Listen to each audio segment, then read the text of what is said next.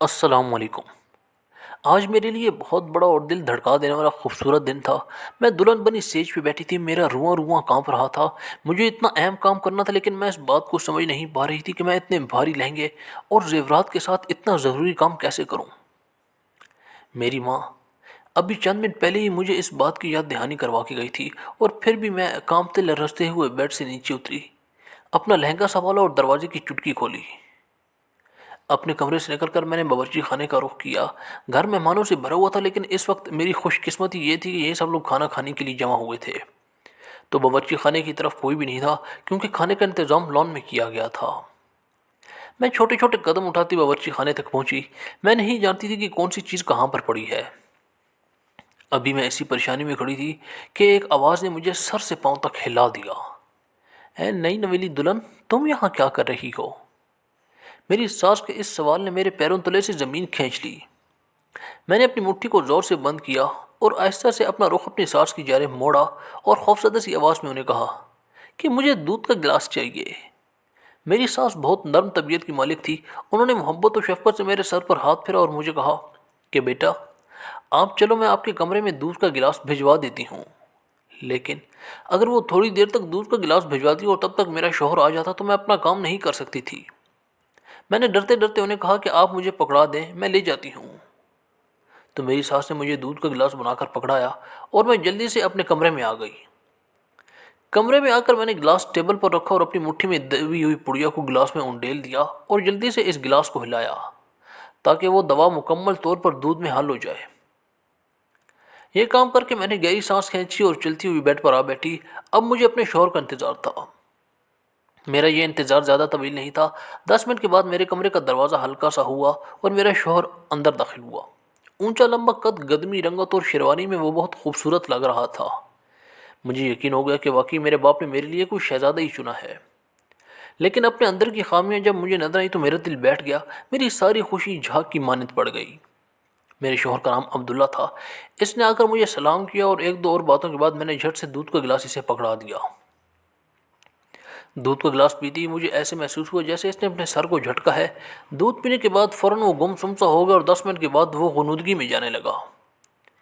مجھے اپنے کیے پر بہت شرمندگی تھی، لیکن اس کے علاوہ میرے پاس اور کوئی چارہ بھی تو نہیں تھا، کیونکہ مجھے اپنی ماں کی بات ضرور ماننی تھی اپنے گھر کو بچانے کے لیے۔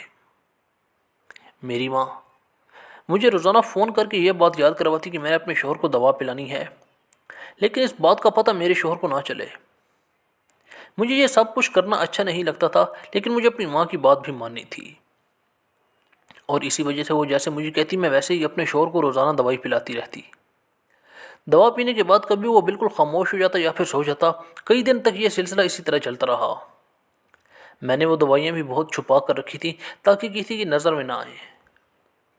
ایک دن جب میں نے اپنے شوہر کو دوائی دودھ میں ملا کر پلائی تو وہ فوراً واش روم چلا گیا۔ مجھے بہت حیرت ہوئی، لیکن میرے دل کو تسلی تھی کہ دوا 3 دن کے بعد 2-3 منٹ کے بعد اثر کرتی ہے، اور جب وہ واپس آیا تو اسی طرح گم سم سا ہو کر لیٹ گیا۔ آج کچھ دنوں کے بعد میری ماں مجھ سے ملنے آئی تھی۔ میں اپنی ماں کو دیکھ کر بہت خوش ہوئی، لیکن انہوں نے آتے ہی مجھ سے سوال جواب شروع کیے کہ تم روزانہ بلا ناغہ دوا دے رہی ہو یا نہیں۔ میں نے ان کی تسلی اور تشفیع کروائی کہ میں روزانہ وقت پر انہیں دوا دیتی تھی ہوں۔ انہوں نے میرا سر تھکا اور مجھے کہا کہ بس بیٹی، تم نے کسی کو نہیں بتانا، خاص کر اپنی ساس کو۔ اگر کسی کو بھی اس بات کی بھنک لگ گئی تو یہ لوگ تمہیں بہت ذلیل کریں گے، اور تمہارا شوہر تمہیں طلاق دے دے گا۔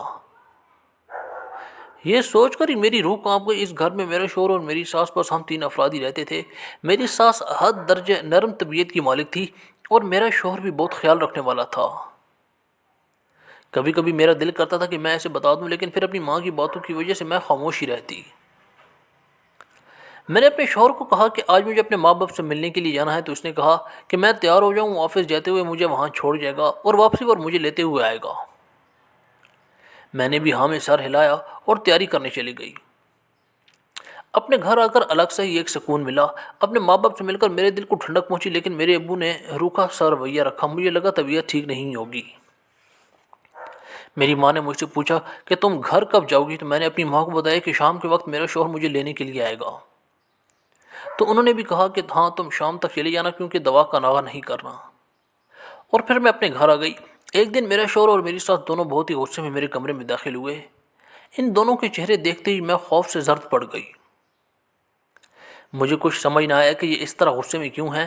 اب تو مجھے یقین ہو گیا کہ واقعی ان کو میری سچائی معلوم پڑ گئی ہے۔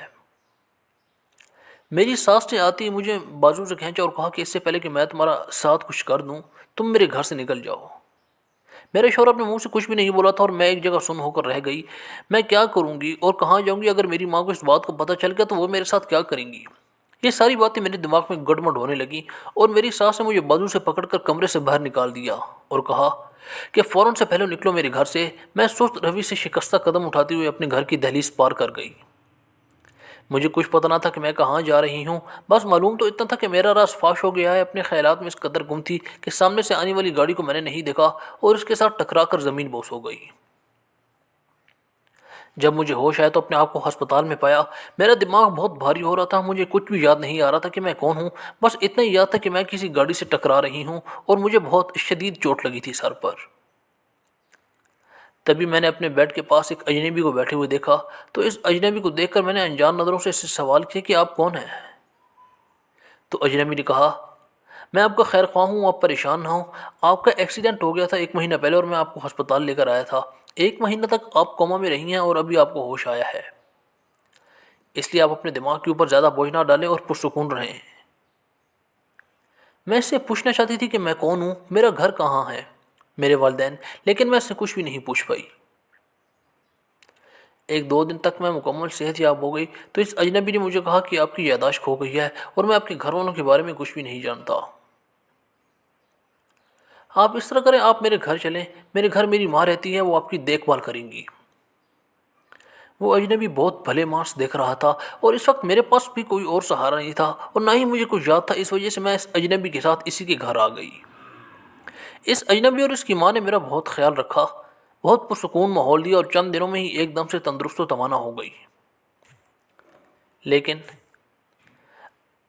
ابھی بھی ایک بات مجھے اندر سے کھٹکتی تھی کہ مجھے اپنا ماضی یاد کیوں نہیں ہے، اور جب بھی پرانی باتوں کو سوچنے کی کوشش کرتی تو میرے شرمندہ جانب شدید درد کی لہریں اٹھتی، اور جب درد شدت اختیار کر جاتا تو میں سوچنا بند کر کے بستر پر لیٹ جاتی۔ یوں ہی کچھ دن چلتے رہے اور ایک دن اس اجنبی کے گھر ایک عورت آئی جس نے مجھے کہا کہ وہ میری ماں ہے۔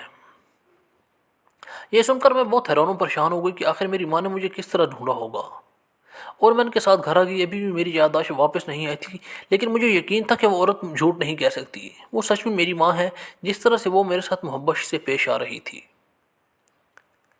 گھر واپس آنے کے بعد میں نے دیکھا کہ میرے والد بہت پریشان تھے، ہر وقت اپنے کمرے میں ہی رہتے تھے۔ انہوں نے ایک بار بھی مجھ سے کوئی بات نہ کی تھی۔ ان کے چہرے کو دیکھ کر لگتا تھا کہ وہ مجھ سے غصہ ہے۔ مجھے کچھ سمجھ نہیں آتی تھی کہ میری والدہ میرے ساتھ اتنی محبت سے بات کرتی ہے اور میرے والد میرے سے اس قدر نالاں کیوں ہیں۔ ایک دن میں ان کے کمرے میں گئی تو وہ لیٹے ہوئے تھے، مجھے دیکھ کر اٹھ بیٹھے تو میں نے ان سے سوال کیا کہ مجھے کچھ بھی یاد نہیں کہ میرا ماضی کیا تھا، میں کون ہوں، لیکن ایک بات مجھے بے انتہا کھٹکتی ہے کہ آپ مجھ سے اس قدر شدید غصہ کیوں ہیں۔ تو میرے بابا نے مجھے کہا کہ میں نے اور تمہاری ماں نے پیار میں کون سی کمی رکھی تھی جو تم نے ہم سب کو اتنا بڑا دھوکہ دیا۔ یہ سنتے ہی میرے پیروں تلے سے زمین نکل گئی۔ شاید میں نے کچھ بہت غلط کیا ہے جس کی وجہ سے میرے والد میرے سے بہت ناراض ہیں۔ وہ رونے لگے، ان کی حالت پر میں تڑپ گئی۔ میں نے ان کو چپ کروانے کی بہت کوشش کی، لیکن انہوں نے مجھے کہا کہ میں اس کمرے سے چلی جاؤں، اور میں دل پر پتھر رکھ کر وہاں سے چلی آئی۔ مجھے بہت شرمندگی ہو رہی تھی کہ میرے ابو کو میری وجہ سے اتنی سخت تکلیف ہوئی ہے۔ میں چاہتی تھی آپ جلد از جلد میری یادداشت واپس آ جائے اور مجھے پتہ چلے کہ میں نے آخر ایسا کیا کیا ہے۔ اور پھر ایک دن وہ ہوا جس کے بارے میں میں نے کبھی سوچا بھی نہیں تھا۔ میں کمرے میں سوئی ہوئی تھی اور میری والدہ کے پاس دوسرے کمرے میں ان کی بچپن کی دوست آئی بیٹھی تھی۔ وہ دونوں بہت طویل عرصے بعد ملی تھیں۔ میری ماں نے پہلے ہی مجھے بتایا کہ ان کی دوست آنے والی ہے۔ میں فریش ہو کر ان کے کمرے کی جانب گئی تو میری والدہ اپنی دوست کو اپنی ماضی کی باتیں سنا رہی تھی۔ مجھے بھی بہت تجسس ہوا تو میں بھی دروازے میں کھڑی ہو کر ان کی باتیں سننے لگی۔ مجھے پتا تھا یہ غلط ہے، لیکن میں اپنے تجسس کے ہاتھوں مجبور تھی۔ میری والدہ کی آواز بہت غم میں ڈوبی نظر آئی تھی۔ میں حیران و پریشان ہو گئی کہ خوش نظر آنے والی میری والدہ اس قدر پریشان کیوں ہیں۔ میری والدہ نے اپنی دوست کو بتایا کہ اپنی شادی والے دن وہ بے انتہا خوش تھی کہ وہ اپنے من پسند شخص سے بیاہ رچا رہی ہے۔ میں جب اس کے گھر میں آئی تو میری ساری خوشیاں ملیاں میٹ ہو گئیں، کیونکہ میری ساس نے مجھے یہ نہیں بتایا تھا کہ ان کا بیٹا پہلے سے ہی شادی شدہ ہے، اور وہ اپنی پہلی بیوی سے بے انتہا پیار کرتا ہے، جو کچھ دن پہلے ہی اللہ کو پیاری ہو گئی تھی، اور مجھے اس گھر میں اس کی بیٹی کی پرورش کے لیے بلایا گیا ہے۔ میرے سر پر سات آسمان آن گرا، کیونکہ یہ سچائی اتنی خوفناک تھی کہ میں اس کو اتنی جلدی قبول نہیں کر پا رہی تھی۔ میں نے غصہ دکھانا چاہا تو میرے شوہر نے مجھے کہا کہ اگر مجھے اس گھر میں رہنا ہے تو چپ چاپ میری بیٹی کی پرورش کرنی ہے، نہیں تو میں گھر سے جا سکتی ہوں۔ وہ مجھے طلاق دینے کے لیے بھی راضی ہے۔ میرا دل کیا کہ میں اس لڑکی کی گردن دبا دوں۔ آج اگر یہ نہ ہوتی تو میں خوشی خوشی اپنے شوہر کے ساتھ رہ رہی ہوتی، لیکن میں مجبور ہو گئی اور میں نے اس لڑکی کی پرورش شروع کر دی۔ میں نے دل میں تہیہ کر لیا تھا کہ میں اس بات کا بدلہ اپنے شوہر سے ضرور لوں گی، جس طرح اس نے مجھے تڑپایا ہے میں بھی اس کی بیٹی کو تڑپاؤں گی۔ وہ جب چھوٹی سی تھی تو اس نے باتوں کو سمجھنا شروع کیا، تو میں نے اسے کہا کہ اسے اس قدر بیماریوں نے آن گرا ہے کہ اس کی کبھی شادی نہیں ہو سکتی، اور یہ بات میں نے اس کے ننھے سے دماغ میں ڈال دی۔ میں نے اپنی بیٹی کو کہا کہ یہ بیماری تمہاری پیدائشی ہے، جبکہ وہ مجھ سے جب بھی پوچھتی کہ یہ کون سی بیماری ہے تو میں اسے کہتی کہ یہ اندرونی بیماریاں ہیں جس کے بارے میں تمہیں نہیں پتا، لیکن اگر شادی کے بعد تمہارے شوہر کو پتہ چل گیا تو وہ تمہیں طلاق دے دے گا، اور تمہاری سوچ تمہیں بہت ذلیل کرے گی۔ جیسے ہی میری بیٹی 16 سال کی ہوئی تو میں نے اپنے شوہر کو کہا کہ تمہاری بیٹی کہہ رہی ہے کہ فلاں شخص سے میری شادی کرا دو، نہیں تو میں بھاگ جاؤں گی۔ یہ سن کر میرا شوہر سکتے میں آ گیا اور اس نے اس شخص سے شادی کروا دی جس سے میں چاہتی تھی۔ شادی کے بعد بھی میں اسے روز فون کر کے کہتی کہ تم اپنے شوہر کو یہ دوائیاں لازمی کھلانی ہیں تاکہ وہ بیمار نہ ہو۔ وہ لڑکی میری ساری باتیں مانتی چلی گئی۔ میں چاہتی تھی کہ وہ اپنے شوہر کو اپنے ہاتھوں سے ہی پاگل کر دے، اور پھر اپنے شوہر سے طلاق لے کر جب وہ دوبارہ اس گھر میں آئے تو میں اس پر بد چلن کا الزام لگا کر اپنے خاوند کو اسی طرح تڑپاؤں جیسے اس نے مجھے دھمکی دے کر تڑپایا تھا۔ لیکن میرا سارا پلان تو خراب ہو گیا۔ جب اس کے شوہر کو میری اصلیت کا پتہ چل گیا، اس کا شوہر ایک دن آفس سے ہمارے گھر آیا، شام کے وقت اپنے سسر اور مجھ سے ملنے کے لیے میں فون پر بات کر رہی تھی۔ تم نے دوائی لازمی کھلانی ہے، اور ساتھ ساتھ یہ بھی کہہ رہی تھی کہ اگر تم نے ایسا نہ کیا تو تمہارے ساتھ بہت برا کرے گی، تمہارا شوہر بھی بہت برا کرے گا۔ تب اس نے میری باتیں سن لی اور مجھے یہ بھی کہا کہ میں اس کی معصوم بیوی سے دور رہوں، نہیں تو وہ میرا بہت برا حشر کرے گا۔ اور اس کے بعد اس نے وہ دوائی کھائی تو صحیح، لیکن واش روم میں جا کر الٹی کر دی اور دل میں تہیہ کر لیا کہ وہ اپنی بیوی کو ٹھیک کر کے ہی رہے گا۔